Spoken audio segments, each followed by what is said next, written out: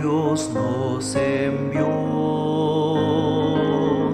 a su Hijo Cristo, Él es salud, paz y perdón, vivió y murió por mi pecado. Vacía está la tumba porque Él triunfó, porque Él vive, triunfaré mañana, porque Él vive, ya no hay temor. Porque yo sé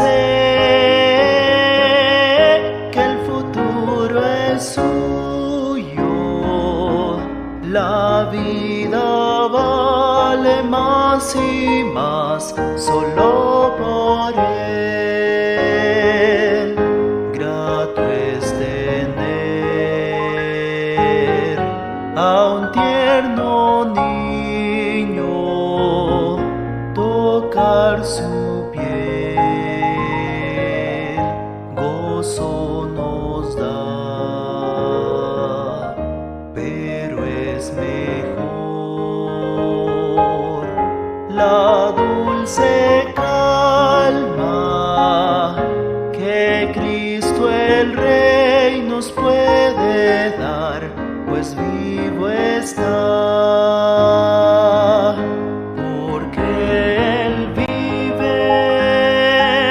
Triunfaré mañana, porque Él vive, ya no hay temor, porque yo sé que el futuro es suyo, la vida vale más y más solo por Él.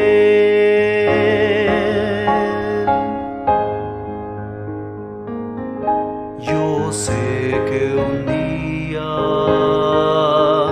el río cruzaré con el dolor, batallaré y al ver la vida triunfando invicta, veré gloriosas luces y veré al Rey, porque Él vive, triunfaré mañana, porque Él vive, ya no hay temor, porque yo sé que el futuro es suyo, la vida vale más y más solo por Él.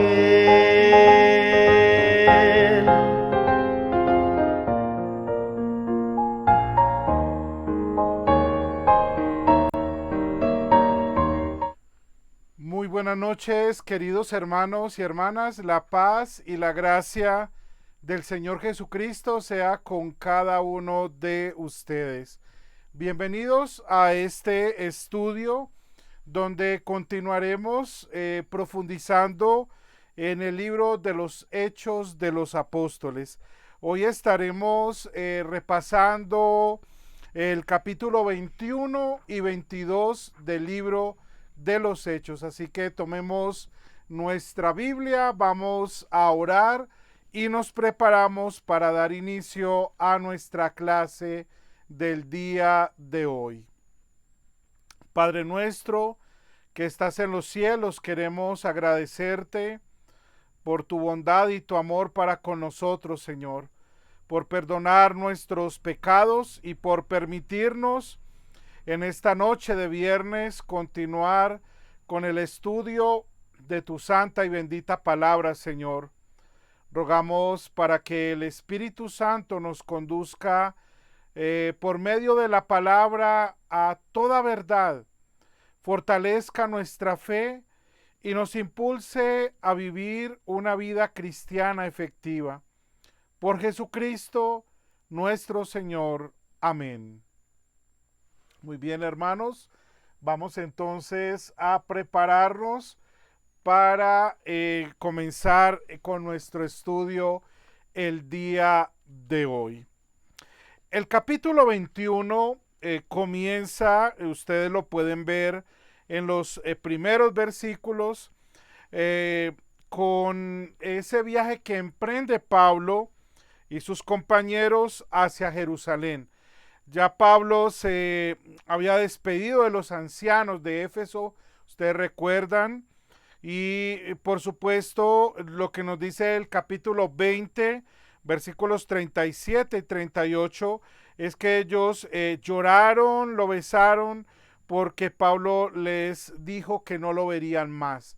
Pablo sabía que era necesario ir a Jerusalén, aunque sabía también lo que le esperaba allí.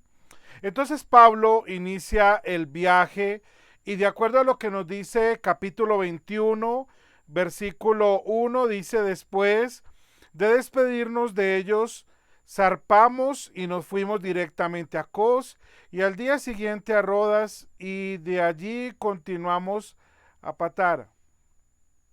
Allí dimos con un barco que se dirigía a Fenicia, así que nos embarcamos en él y zarpamos.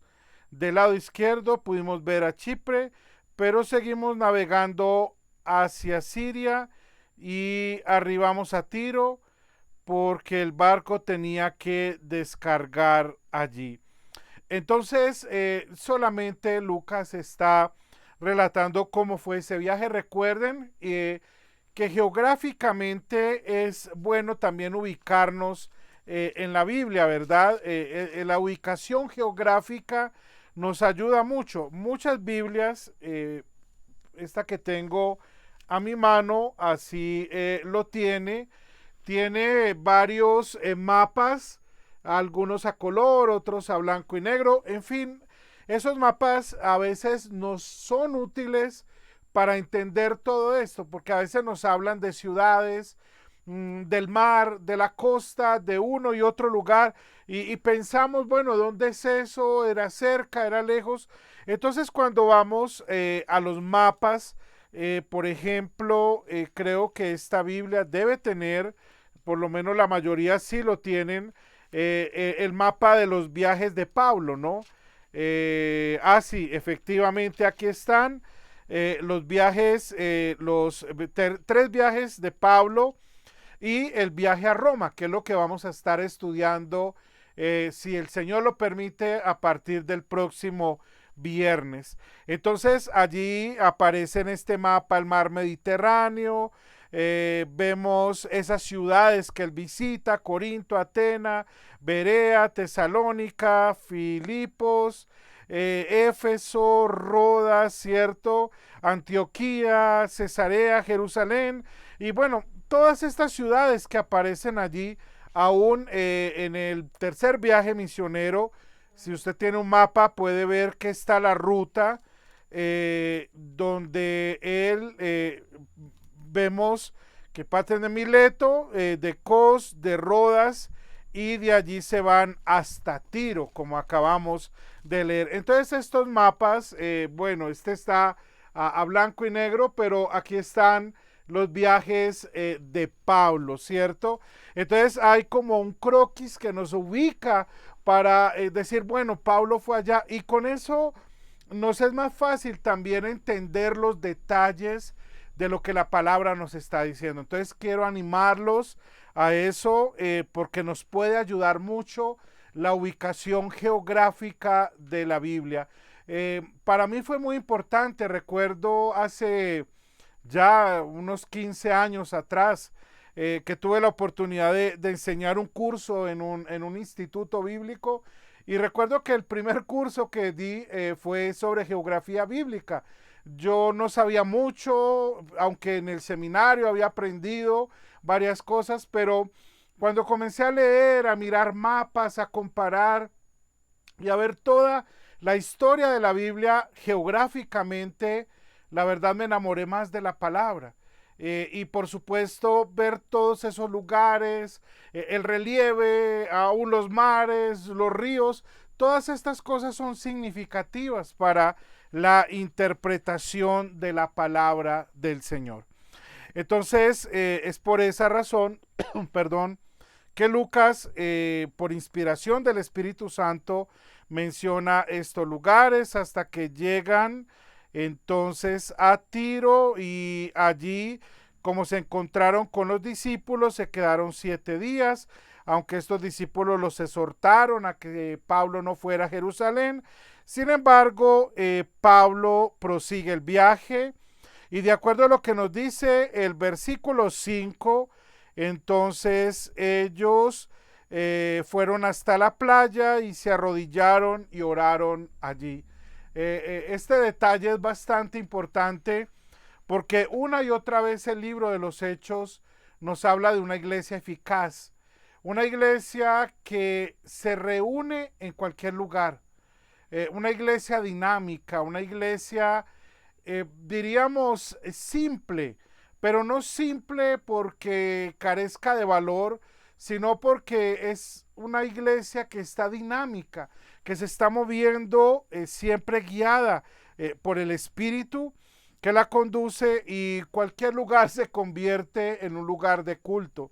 Así que ellos entonces se arrodillan, oran, y luego de despedirse, los hermanos regresaron a sus hogares, y ellos entonces, nosotros continuamos nuestro viaje en barco desde Tiro y arribamos a Tolemaida, donde saludamos a los hermanos y nos quedamos con ellos un día. O sea, Pablo no solo está haciendo un viaje hacia Jerusalén, sino aprovechando que hay creyentes en todas estas ciudades, y hay que acompañarlos, hay que visitarlos, hay que animarlos, hay que fortalecerlos, y como en otros pasajes que hemos estudiado en el libro de los Hechos, era la manera de confirmar la fe también de ellos. Entonces, al día siguiente salimos, dice el versículo 8, y llegamos a Cesarea, que ya es un lugar muy importante, y nos hospedamos en casa de Felipe el evangelista, que era uno de los 7. Este tenía 4 hijas solteras que profetizaban. En una de las clases anteriores yo les hablaba acerca de Cesarea, ¿no? Hay 2 Cesareas que se mencionan. La Cesarea de Filipo, ¿cierto? Que ustedes recuerdan, donde Pedro confiesa que Jesús es el Cristo, el Hijo de Dios viviente.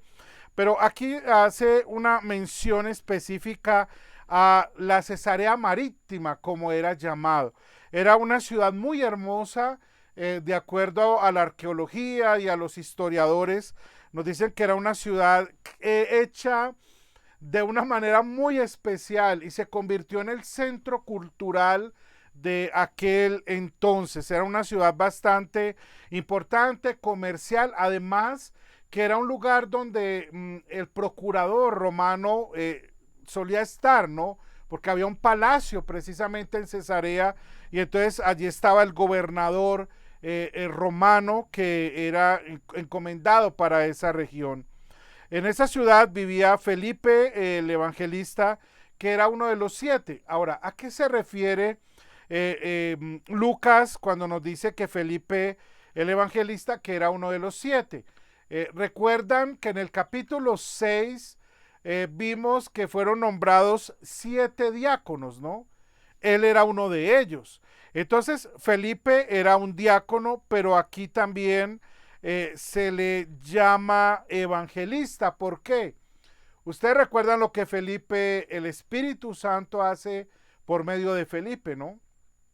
El capítulo 8 de Hechos. Allí vemos cómo el Espíritu lo guía para que predique al etíope, luego lo lleva a Samaria, donde predica el evangelio, pasando por Azoto y por otros lugares, y es la manera como este hombre entonces desarrolla un ministerio evangelístico, ¿no? Como un buen evangelista. Y él tenía 4 hijas que profetizaban, es lo que nos dice allí. El versículo 10, llegamos de allí, llevamos allí varios días, cuando bajó de Judea un profeta llamado Agabo, que también es el que profetiza una sequía, ¿sí? Si ustedes recuerdan también a él, vino a vernos y tomó el cinturón de Pablo. Esto es muy interesante porque cómo Agabo comunica la palabra de Dios de una manera didáctica, ¿no? El mensaje de Dios. Entonces toma el cinturón de Pablo, se ató con él de pies y manos y dijo, así dice el Espíritu Santo, de esta manera atarán los judíos de Jerusalén al dueño de este cinturón y lo entregarán en manos de los gentiles. O sea, él lo que hace es una ilustración de lo que le iba a suceder a Pablo en Jerusalén. En el lugar de Pablo, ¿qué haríamos nosotros? Lo pregunté creo que hace 15 días y hoy quiero volver a traer eso mismo. ¿Qué haríamos nosotros en el lugar de Pablo en ese momento? Posiblemente huiríamos, ¿verdad? No, yo por allá no voy. O sea, ¿qué voy a ir? A buscarme problemas donde no me han llamado. Es lo que decimos comúnmente. Sin embargo, dice Lucas, versículo 12, al oír esto, nosotros, él se incluye, y los que estábamos en el lugar le rogamos a Pablo que no fuera, que no subiera a Jerusalén. De alguna manera querían decir, Pablo, mira la advertencia, es mejor que no vayas. Y parece que estaban muy angustiados por el mismo amor que tenían hacia Pablo, ¿no? Entonces el versículo 13, Pablo les dice, ¿por qué lloran? Me parten el alma. Respondió Pablo, por el nombre del Señor Jesús estoy dispuesto no solo a ser atado, sino también a morir en Jerusalén. Podríamos decir, Pablo era muy valiente, ¿cierto? Los colombianos tenemos una palabra muy coloquial que dice berraco, ¿no? O sea, uy, este sí es muy berraco en ser capaz de hacer eso. No era su valentía, hermanos. No era que Pablo fuera un hombre de armas tomar, como dirían otros. Era un hombre de profundas convicciones espirituales. Eso es lo que lo hace diferente. Y hace que no vacile ante la preocupación y el amor de los hermanos que querían que su vida se preservara. Y él dice, yo estoy dispuesto por el nombre del Señor Jesús no solo a ser atado, sino a morir.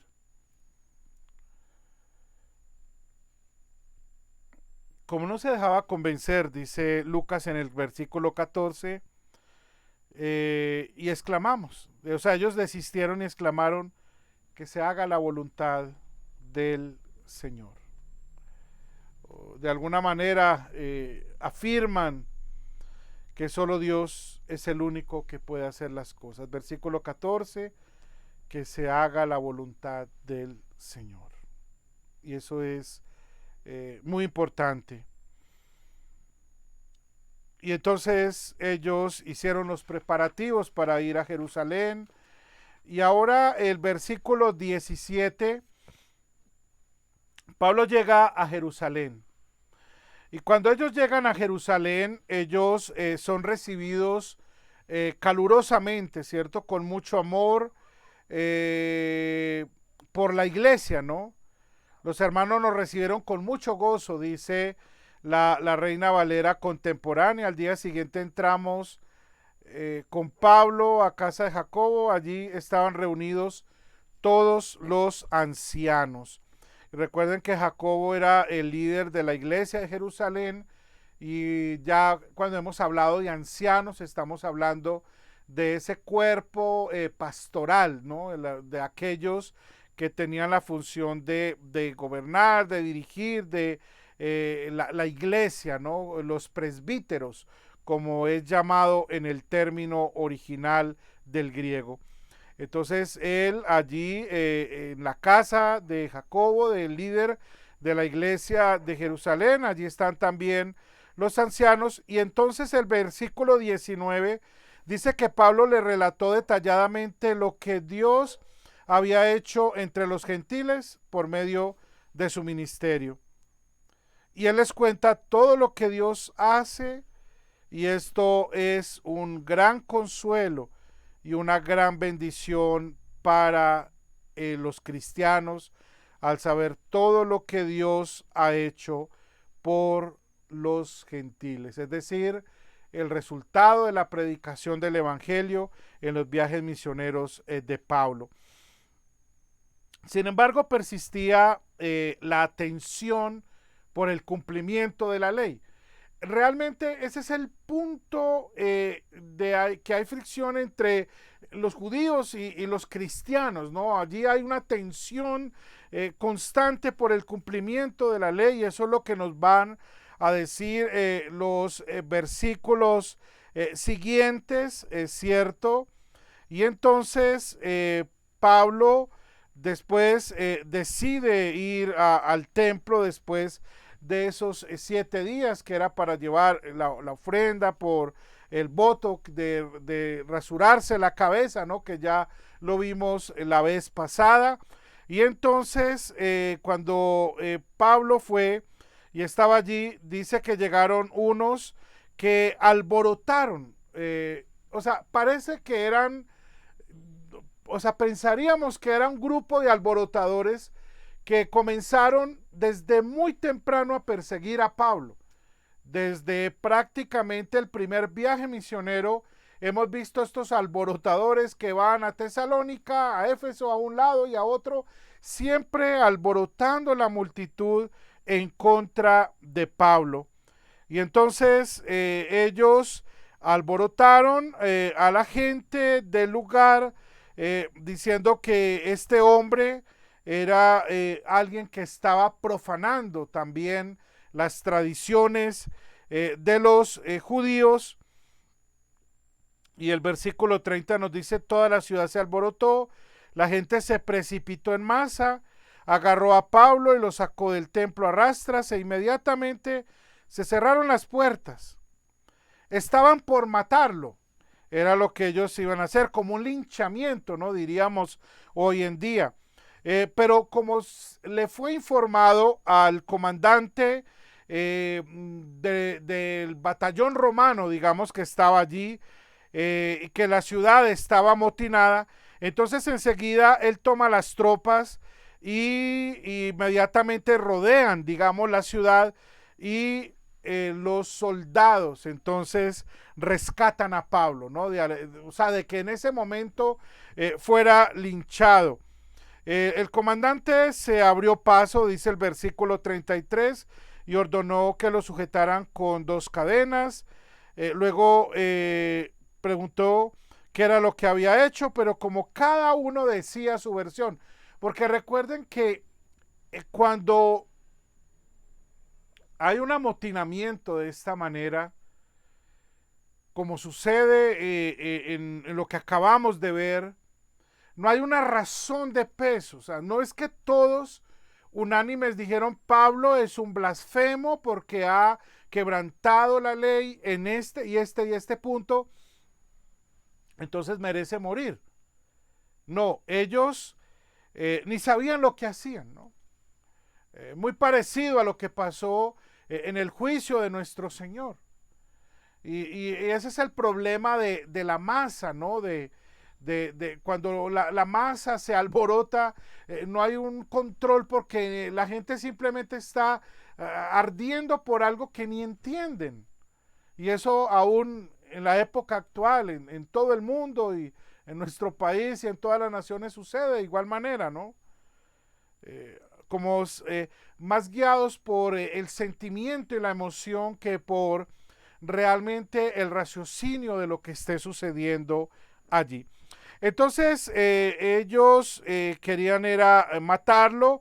Versículo 36, el pueblo en masa gritaba que lo maten, ¿no?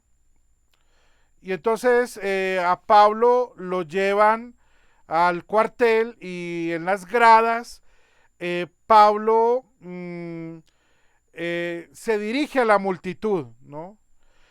Parece ser que el comandante pensó que Pablo era un alborotador egipcio, ¿cierto? Que provocó una rebelión de hombres, y Pablo dice: no, yo soy judío, natural de Tarso, una ciudad muy importante de Cilicia, permítame hablar, ¿no? Entonces, con el permiso del comandante, Pablo se puso de pie, hizo señas de silencio y comenzó a hablar a la multitud. Entonces pasamos al al capítulo 22, perdón. Y en el capítulo 22, entonces, vamos a ver que Pablo comienza a hablarles. Padres y hermanos, escuchen ahora mi defensa. Padres, recuerde que se les llamaba a las autoridades religiosas judías, ¿no? Era el título que ellos llevaban, ¿no? Entonces él les dice: padres y hermanos, escuchen ahora mi defensa. Y ellos, y Pablo les estaba hablando en arameo, que era el idioma que ellos hablaban, ¿no? Pablo hablaba griego en los viajes misioneros, en la relación con los gentiles, porque como mencionamos en las clases anteriores, era el idioma universal en ese momento que se hablaba. Y entonces Pablo usaba este lenguaje, pero ahora, como se dirige a una multitud de judíos, les habla en arameo, que es el idioma que los judíos aprendieron en el exilio babilónico y que lo adoptaron olvidándose o distanciándose bastante del hebreo. Entonces ya para la época de nuestro Señor y del Nuevo Testamento era el arameo, el lenguaje que se hablaba en la región de Judea, en Jerusalén. Y entonces él les habla en arameo y él dice que ¿quién era él? Pablo comienza en el versículo 3 diciendo que él era judío, que nació en Tarso, que fue criado en esta ciudad bajo la tutela de Gamaliel, y de él recibió la instrucción de la ley, de la cual se hizo una persona muy celosa, como cualquiera de ustedes el día de hoy, es lo que les dice. ¿Bajo quién aprende Pablo? A los pies de Gamaliel, ¿no? Y Gamaliel era un hombre que lo vemos, ya hablamos de él, creo que en los primeros capítulos, no recuerdo si en el capítulo 4 hablamos un poco de él, que aparece dando un consejo a esa multitud que querían matar a Pedro precisamente, diciéndole: si estas cosas no son de Dios, se van a acabar por sí mismas, pero si son de Dios, no podemos impedirlo, porque lo de Dios no lo podemos impedir. Era un rabino sabio, un maestro de la ley muy respetable, y Pablo era discípulo de él. Entonces Pablo habla de quién es: un judío, discípulo de Gamaliel, un hombre celoso. Versículo 4, un perseguidor de los seguidores de este camino, es decir, de la fe cristiana. Y luego habla de su conversión, que es lo mismo que encontramos en el capítulo 9. Sucedió, versículo 6, que a eso del mediodía, cuando me acercaba a Damasco, una intensa luz del cielo relampagueó de repente a mi alrededor, caí al suelo y una voz que me decía: Saulo, Saulo, ¿por qué me persigues? ¿Qué quieres, Señor?, pregunté. Yo soy de Jesús de Nazaret, a quien tú persigues, me contestó él. Y entonces ahí Pablo está contando toda su conversión, como dijimos que también la vamos a encontrar en el capítulo 9, y cómo Dios cegó sus ojos, ¿cierto? Luego cómo Ananías se acerca a él, versículo 12, que eso ya lo hemos estudiado, solamente es como un repaso rápido que estamos viendo. Y entonces Pablo recibe la vista, es bautizado, ora, comienza su vida cristiana, pero también como alguien que da testimonio de Jesucristo a tiempo y fuera de tiempo. Entonces, ¿qué hace la multitud cuando escucha el testimonio de Pablo? Versículo 22, la multitud estuvo escuchando a Pablo hasta que pronunció estas palabras. Entonces levantaron la voz y gritaron: bórrelo de la tierra. Este hombre no merece vivir. Qué tristes palabras, ¿no? El versículo 22 en la Reina Valera contemporánea dice: hasta aquí lo escucharon, entonces alzaron la voz y gritaron: mátelo, bórrelo de este mundo. Gente así no merece vivir. Y se rasgaban la ropa y lanzaban polvo al aire y no dejaban de gritar, ¿cierto? Estaban enardecidos porque su corazón estaba endurecido. Bastante fuerte ver hasta dónde la impenitencia y la dureza de corazón pueden llevar al ser humano. Y el apego a tradiciones religiosas sin vida, ¿no? Por eso Santiago en su carta dice cuál es la religión verdadera, ¿no? Es la religión de la fe viva, ¿no? No de las obras muertas, como es el caso de la religión que practicaban estas personas. Y entonces esa multitud que quería matarlo, el comandante siente que lo van a matar y por eso manda a que a Pablo lo metieran al cuartel. Mandó que lo interrogaran a latigazos con el fin de averiguar por qué le gritaban así, dice el versículo 24. Y el 25, cuando lo estaban sujetando con cadenas para azotarlo, Pablo le dijo al centurión que estaba allí: ¿permite la ley que ustedes azoten a un ciudadano romano antes de ser juzgado? Al oír esto, el centurión fue y avisó al comandante. ¿Qué va a hacer usted? Resulta que este hombre es ciudadano romano. El comandante se acercó a Pablo y le dijo: dime, ¿eres ciudadano romano? Y Pablo le dijo: sí soy. A mí me costó una fortuna adquirir la ciudadanía, fue lo que dijo el comandante. Pues yo lo tengo desde el nacimiento, es lo que Pablo dice. O sea, nació como un ciudadano romano. Este detalle hay que entenderlo políticamente desde ese momento, ¿no? Un ciudadano romano no podía ser azotado sin antes un juicio, que era diferente a los judíos, ¿no? Entonces por eso este hombre siente temor, porque dice, diríamos coloquialmente nosotros, la embarré, o sea, ¿qué hice, no? O sea, no se percató de que él era un ciudadano romano y él no podía hacer. O sea, Pablo fácilmente podía demandarlo, ¿cierto? Ante el cónsul o el procónsul y dar de alguna manera una queja formal del maltrato que recibe, porque al ser ciudadano romano no podía ser de esta manera azotado sin un juicio, y por eso es que este hombre se asusta.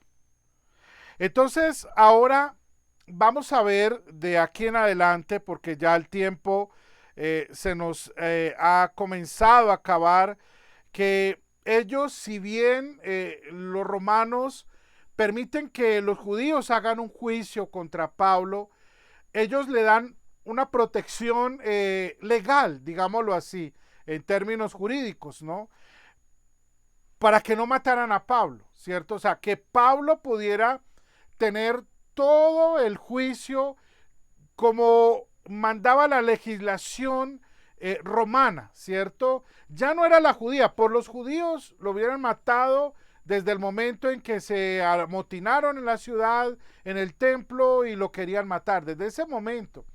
pero Dios, en su providencia divina y en su cuidado para con Pablo, permite todas estas cosas.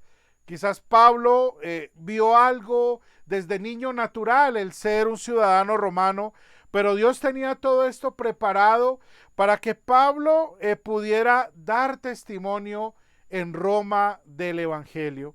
Mire cómo Dios usa circunstancias de la vida que parecen pasajeras, pero lo hace como una plataforma para planes y proyectos más grandes, porque los caminos del Señor, como Él dice, son más amplios, más grandes que los nuestros, y sus pensamientos son más avanzados que los nuestros, ¿no? Dios siempre tiene planes y designios perfectos en su voluntad. Entonces, Pablo es llevado ante este tribunal, donde vemos que Pablo se presenta al concilio, y allí es donde vamos a continuar, si el Señor lo permite, la próxima semana. Quiero solamente llegar a la conclusión del día de hoy para que no se quede como un relato solamente histórico, sino que podamos ver que de alguna manera los cristianos, a pesar de las circunstancias que podamos estar viviendo, no nos retractamos de nuestras convicciones profundas en Jesucristo. Y eso lo vemos en Pablo. ¿Recuerdan al comienzo que leíamos en el 21, perdón, que lloraron? Pablo, no vaya ya, mire, te van a matar. Y Pablo dice, ¿por qué lloran? Yo no solo estaría dispuesto a que me aten, a me lleven a la cárcel, sino a morir por nuestro Señor Jesucristo. Y esto nos lleva a un pasaje que ustedes saben de memoria, que Pablo dijo en una ocasión, en una de sus cartas: porque para mí el vivir es Cristo y el morir es ganancia. Ahora sí entienden o entendemos lo que Pablo quiso decir en ese versículo. El dar la vida como un testimonio de la fe. A esto le podemos llamar un hombre de profundas convicciones espirituales. La fe no solo corre por su vida, por sus venas, por sus tuétanos. Él está lleno de la gracia de Jesucristo. Y por eso no teme todo lo que pasa, todo lo que está rodeando estos eventos. Un juicio injusto porque ni se sabe por qué lo están juzgando.